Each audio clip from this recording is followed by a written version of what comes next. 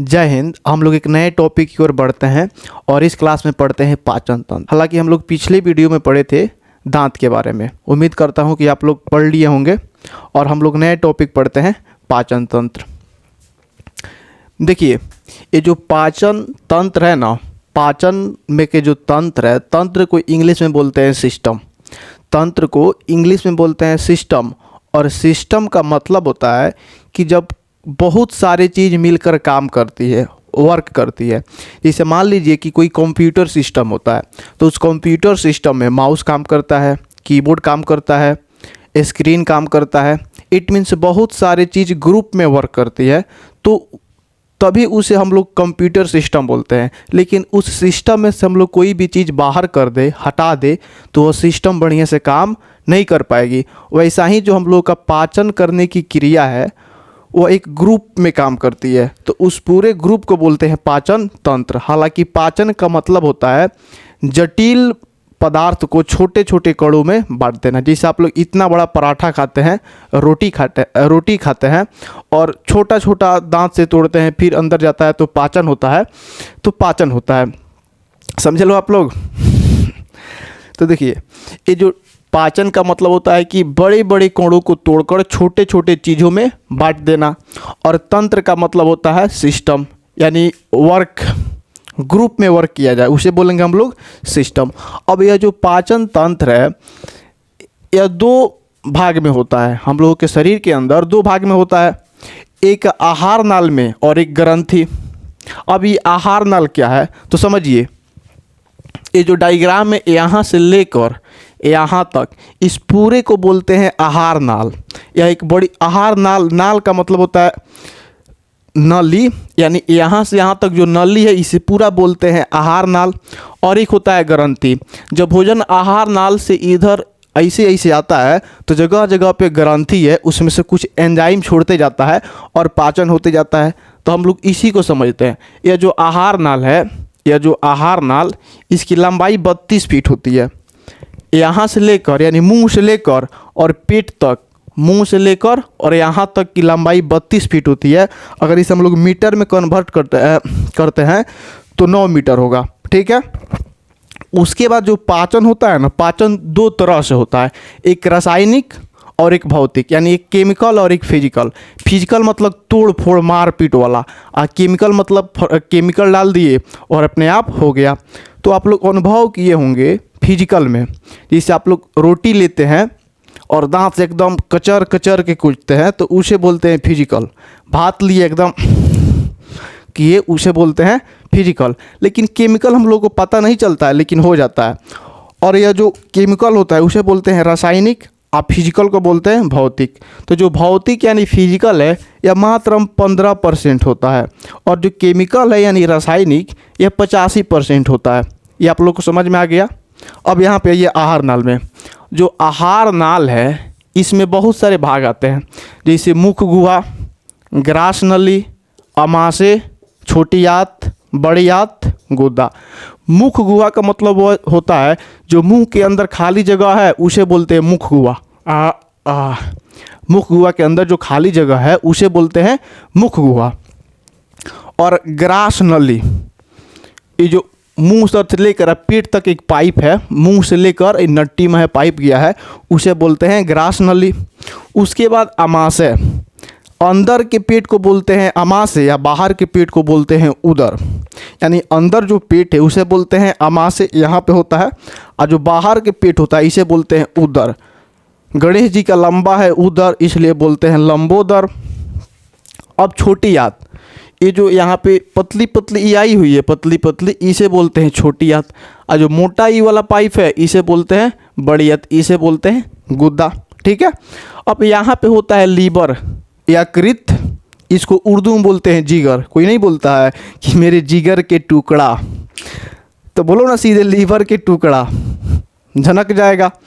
उसको यकृत बोलते हैं, और इंग्लिश में लीवर और उर्दू में जिगर। बोलो मेरे जिगर के टुकड़ा, मेरे लीवर के टुकड़ा, मेरे यकृत के टुकड़ा। यहाँ पे होता है पित्ताशय, ये जो खाली जगह दी है यहाँ पे होता है पित्ताशय, इसमें होता है जठर ग्रंथि, बहुत सारे ग्रंथियाँ होती है। जब हम लोग एक एक करके पढ़ेंगे तो पढ़ते चलेंगे। तो हम लोग पढ़ते हैं मुख गुहा। क्या पढ़ना चालू करते हैं? मुख गुहा। देखिए पाचन की क्रिया सबसे पहले मुख से शुरू होती है और छोटी आंत में खत्म हो जाती है। पाचन की क्रिया मुख से शुरू होकर छोटी आंत में खत्म हो जाती है। बड़ी आंत में कोई पाचन नहीं होता है, बस जल का अवशोषण होता है। ठीक है। अब जो मुख है हम लोग का मुंह, थुथुर, इसमें 3 चीज पाया जाता है, एक दांत, एक जीभ और लार ग्रंथियाँ। दांत तो आप लोग पढ़ लिए हैं पिछले वीडियो में, जीभ भी पढ़ा देंगे। बस जीभ का काम होता है स्वाद को बताना, स्वाद कैसा खाना है, टेस्टी कि खट्टा कि मीठा कि तीता। ठीक है, बस बेसिकली इसका यही काम है। अब हम लोग पढ़ते हैं इसमें लार ग्रंथि। ठीक है, देखिए जो लार ग्रंथि है यह 3 जोड़ी पाई जाती है, 3 इधर 3 इधर, 3 जोड़ी मतलब 6 गो, तो 3 इधर 3 इधर। एक दिन में इस लार ग्रंथि का काम होता है लार को बनाना। देखिए छोटका बच्चा सब तो होता है, मम्मी एक गले में रुमाल बांध देती है, ऐसे लटकेले रहता है सब, पूरा कपड़ा गंदा ना हो इसलिए रुमाल बांध दिया जाता है और पूरा जाकर उसमें क्या होता है, चिपक जाता है। फिर मम्मी खोल के उसे साफ कर देती है, फिर नया रुमाल बांध देती है। तो कई कई को बच्चा होता है सब की पूरा, कई को तो सयान लड़का सब सो के जब जगता है सब तो पूरा एक एक पौवा चुइले रहता है सब, उसी को बोलते हैं लार। ठीक है, तो यह लार जो है हम लोग के शरीर के मुंह में एक दिन में 1 से 1.5 लीटर बनता है।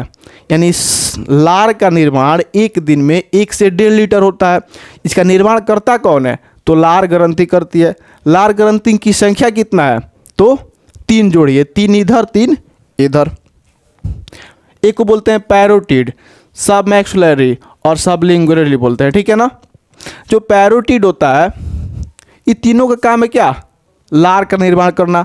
अब हमारे अंदर से जो एंजाइम निकलते हैं हमारे लार ग्रंथि से, वो 3 प्रकार के एंजाइम निकलते हैं, एक टाइलिन, एक लाइसोजाइम, एक लाइसोजाइम और एक म्यूलिन। देखिए जो टाइलिन होता है ना, टाइलिन सबसे ज़्यादा बनता है। अगर कोई पूछेगा कि पाचन की क्रिया में सबसे ज़्यादा कौन सा एंजाइम बनता है लार में, तो टाइलिन। ये टाइलिन का काम क्या है? स्टार्च यानी मंड को शर्करा यानी शुगर, कार्बोहाइड्रेट में बदल देना। अब स्टार्च क्या है? तो स्टार्च का मतलब होता है मंड। जैसे कोई भी चीज़ है तो उसके ऊपर का जो खोलछैया होता है, छिलका, उसे बोलते हैं मंड। और शर्करा मतलब शुगर, ग्लूकोज, कार्बोहाइड्रेट। तो टाइलिन स्टार्च यानी मंड को पचा देता है, बदल देता है शर्करा में। और जो लाइसोजाइम है ये कीटाणुओं को मार देता है, भोजन के साथ जाने वाले कीटाणु लाइसोजाइम मार देता है। जैसे आप लोग रात की रोटी सुबह में खाइएगा तो उससे पूरा फंगस सड़ जाता है, तो जैसे आप मुंह में कर डालिएगा लाइसोजाइम उसको ख़त्म कर देगा। कहाँ जाता है जी? मेरा एरिया है, कोई नहीं जाएगा इधर। उसके बाद होता है म्यूलिन। ये म्यूलिन का काम होता है जो हम लोग भोजन करते हैं, दाल चावल रोटी खाते हैं, बस उसको चिपचिपा बना दे, गीला कादो कादो, कि अंदर जाने में क्या हो, आसानी हो, यानी मुंह से पेट में जाने में कोई दिक्कत नहीं हो। तो म्यूलिन का बस यही काम होता है कि लसलसा बना दे या चिपचिपा बना दे। अब जो मेढक देखें एकदम टर टर बोलता है सब, अब ब्लू व्हेल, इसमें लार ग्रंथि नहीं पाया जाता है। मेढक और ब्लू व्हेल में लार ग्रंथि नहीं पाया जाता है। तो क्वेश्चन पूछ सकता है कि निम्नलिखित में से कौन सी जीव में लार ग्रंथि नहीं पाया जाएगा? तो या तो मेढक होगा या तो ब्लू व्हेल होगा। अब मुंह में तो पाचन हो गया, हम लोग जैसे ही भोजन किए दांत उसको छोटा छोटा तोड़ दिया, लार ग्रंथि से लार निकला और इतना लार ग्रंथि अपना अपना काम की। अब भोजन आगे जाने के लिए क्या है? रेडी है। तो मुख में तो पाचन हो गया, इधर से हम लोग पढ़ लिए मुख गुहा, इधर से पढ़ लिए लार ग्रंथि, यानी एगो इधर से खत्म एगो इधर से खत्म हो गया। अब पढ़ना है ग्रास नली। तो जैसे यहाँ पे मुंह में पाचन होगा, यहाँ पे मुंह में पाचन होगा तो भोजन यहाँ से आगे बढ़ेगा और कहाँ जाएगा? पेट में जाएगा, यानी अमाशय में जाएगा, पेट में।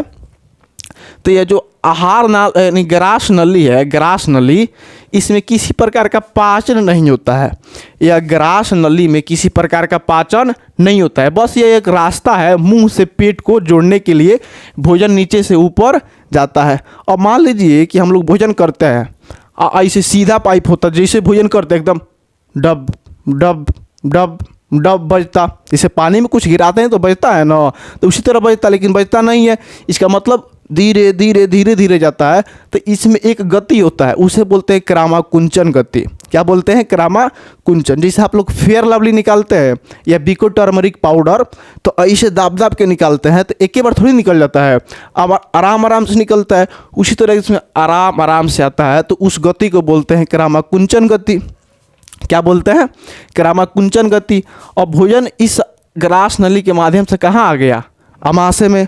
और अमाशय में पाचन होगा।